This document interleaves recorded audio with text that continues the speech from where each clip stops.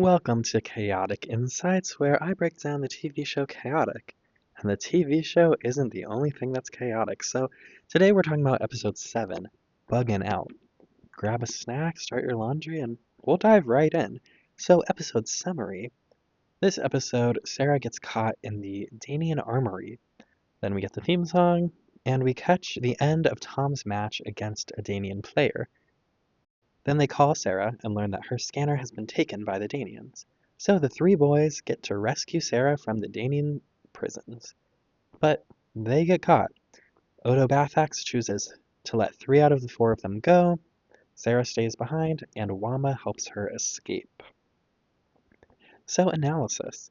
The My initial thought was the beginning of this episode parallels the beginning of the last episode, where Tom and Kaz go to the Overworld Armory for scans, but the difference is they don't make it inside and they also get caught, or they also don't get caught, right?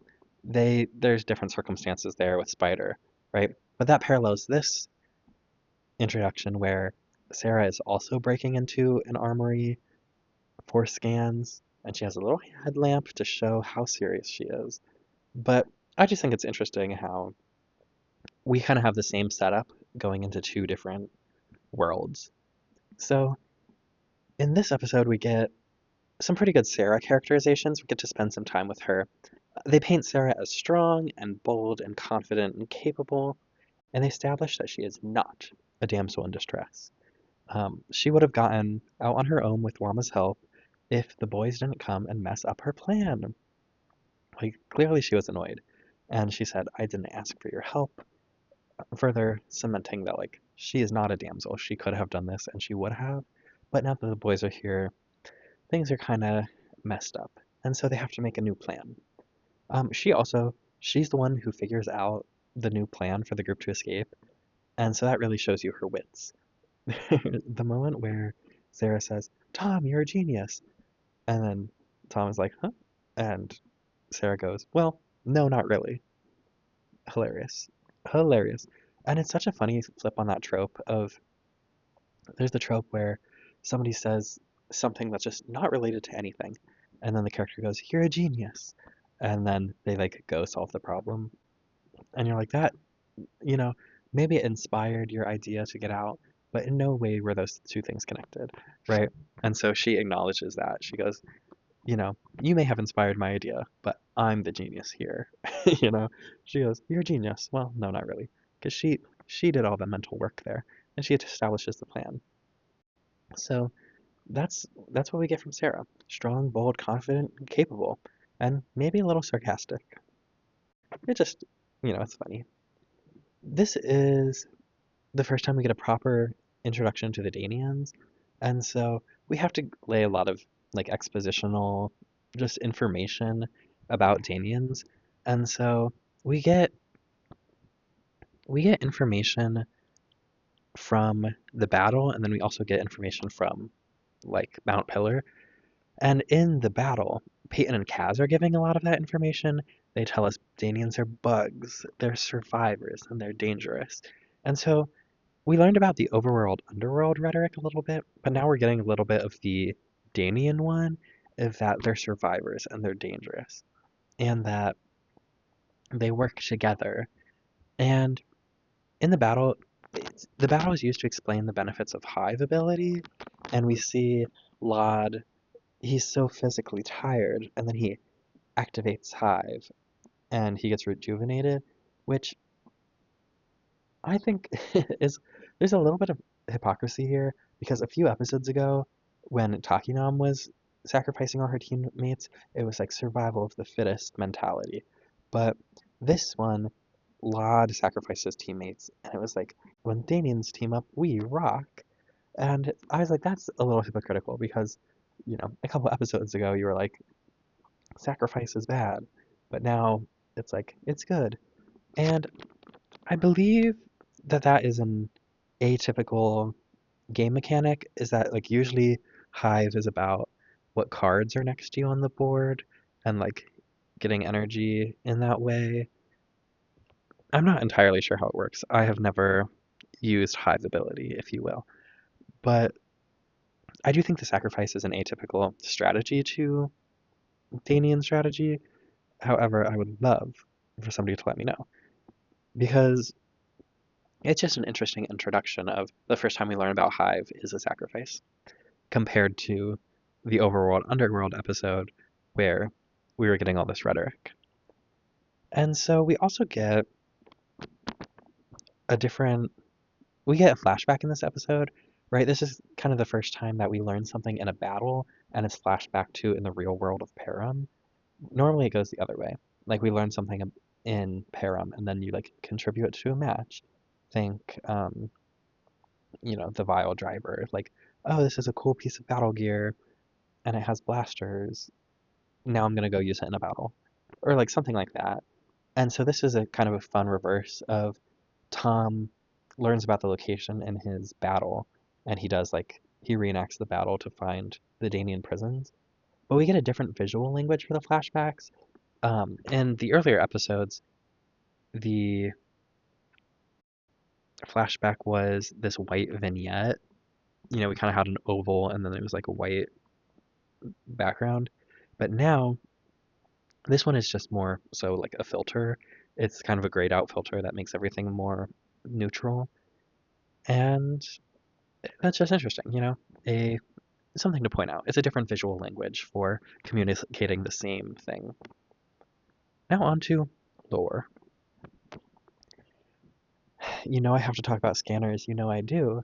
So this episode confirms, I don't want to say spyware, but I think I will. This episode confirms that the scanners essentially have spyware on them because Peyton calls Sarah and she doesn't pick up. Like it immediately shows a guard. And like clearly Sarah did not pick up that phone. And it happens again at the end in like the button repeat.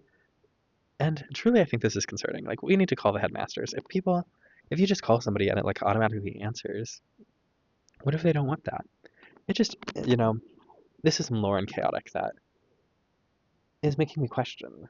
Also, if this is a mechanic, wouldn't players be like spying on each other for strategy? Maybe we'll circle back to that. But the most lore we get in this episode is about the Danians, right? Because that's what this episode is about. It's about the Danians. And so we learn that the Danians are a tribe in Param, and they live in Mount Pillar for the most part, and they have identical guards, which, okay, every tribe has their like identical guard situation, but these are the first to be like heavily featured. Um, right? All of these, which it makes the most sense for Danians because they're like bugs, and the guards, are like a low rank on their hierarchy, and so maybe they are all identical. But truly, they are identical. And let me go on a tangent real quick. The guards must be scannable, right? Like Peyton goes like, get together for a group scan, which is, comedy. It's supposed to be like we're taking a picture, but they have to be scannable. Like good, they would be also they would be such a easy scan to like grab. So why do players not play as the identical guards in the drone? And clearly they must be not very strong or smart because the humans were able to trick them and beat them up. Like Tom, Kaz, and Peyton, granted all decent chaotic players, like they have battle abilities, probably could throw a punch. But the three of them, they take out three guards, which you think that really wouldn't work usually, but it just does. And also, they're not very smart because one, they got tricked, and then two, they took each other out in the crossfire later on in the episode. Like we have two sides of guards, and they take each other out.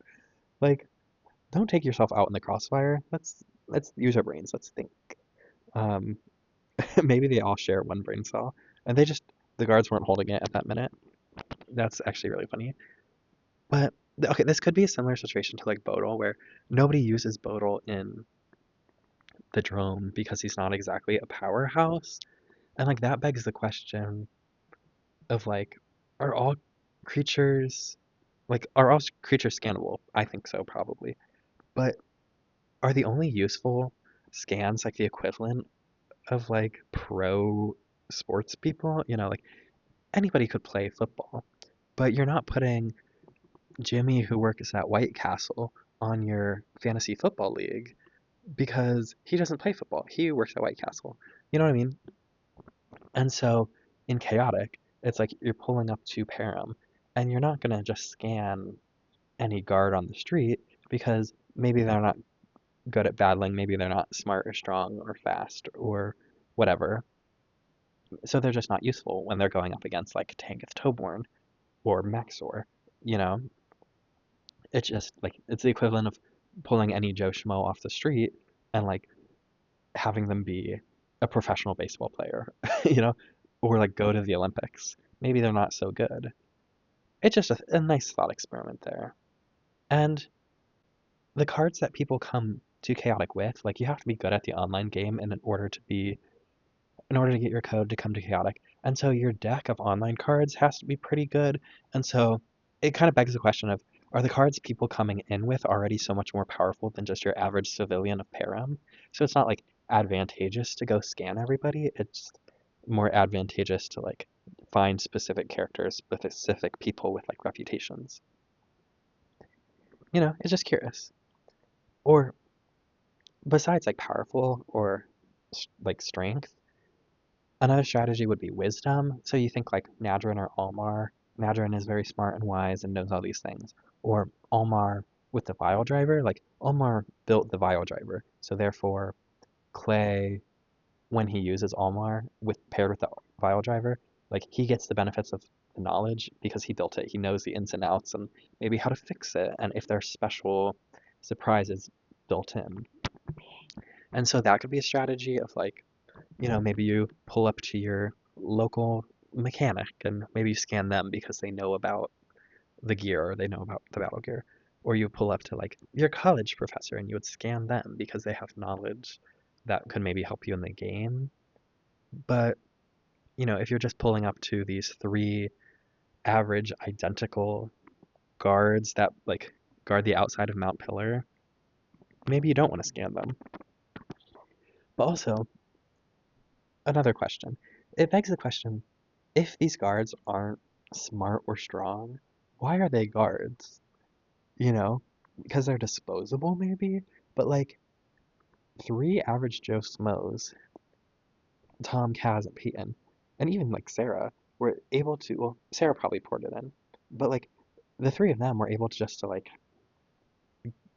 get past these guards so easily. So say if like, I don't know, Maxor showed up, he would have no problem getting into Mount Pillar. No problem at all. He would show up and just walk in, you know? Like, it's not a very effective guard system. If you're, maybe it's more of a fear tactic, like, oh, we have guards standing outside. But if they're not hard to get around, then, like, what's the point of having guards? On to Wama. So we learned some things about Wama this episode. One, that he exists, and two, that he's friends with Sarah. Um, he's friends with Sarah because back in the day, Sarah saved him once, and like now they have a nice rapport. And Wama is a real one because he saves the day at the end of the day. He like takes out those guards and lets Sarah get her scanner back, which was going to happen anyways, but it just happened this way because of the turn of events. Other things that happen are we get our introduction to Odo Bathax, who, you know, he gives them 1 hour to deliberate. So we get that time works the same in Param, and they have the same units of time. You know, you get 1 hour. Great. But also, he sits on a throne for some reason, and he's introduced as a battle master, I think, but for some reason, he sits on a throne. And so that gives us an insight on like the caste system of the Danians, is that we're meant to recognize him as important somehow because like he gets his own room and a throne. But we're supposed to understand that like this hive works like an ant colony or a bee's nest in that there's, you know, the queen who they do reference when Wama fakes his hive alert, and then there's like everybody has their role. On to fun facts. They love their bug language in this episode. You know, we get a little infected with humans, or we get a nice pun with the I heard the tribal council is trying to raise the price of fungus again. They're always trying to stick it to the mandiblores. right? They're making some puns. They're using some language that associates with bugs, and isn't that fun? Isn't that a fun time? It's little ways to inject humor into the episode. And okay, another thing that I thought was funny was Sarah says, "They grabbed my scanner and I'm not leaving until I get it back." Duh. Like, of course you're not leaving. They have your scanner. You're not leaving till you get it back because you can't leave because they have your scanner. I thought that was so funny. And she says it in a way of like it's her own volition. Like, I'm not leaving because I don't have my scanner. And not like I can't leave because I don't have my scanner. Right? I just think that's funny. So, this may be a short episode here, but some final thoughts are I thought it's a fun episode for sure. We get to learn about the Danians. It's pretty solid. And this is an episode where like the chaotic match is not the most important thing. It's used as an introduction into this world, but exploring Mount Pillar and Param is the real focal point, and learning about Danians, of course. But it just, you know, the point of this episode is to get insights about Danians and Param. And the episode was just like there was a battle because there kind of has to be, but it was like an opening tactic. It was a hook rather than the plot. So I thought that's interesting. I really like this episode. I think I like Sarah, and her sarcasm really gets to shine in this episode. And she was so committed to that scan quest with her little headlamp. And, you know, I think Sarah's one of my favorite characters. Top four at least. That's pretty much it. This is a quick one, but I had a good time, and I hope you did too. With that, I'll see you next time.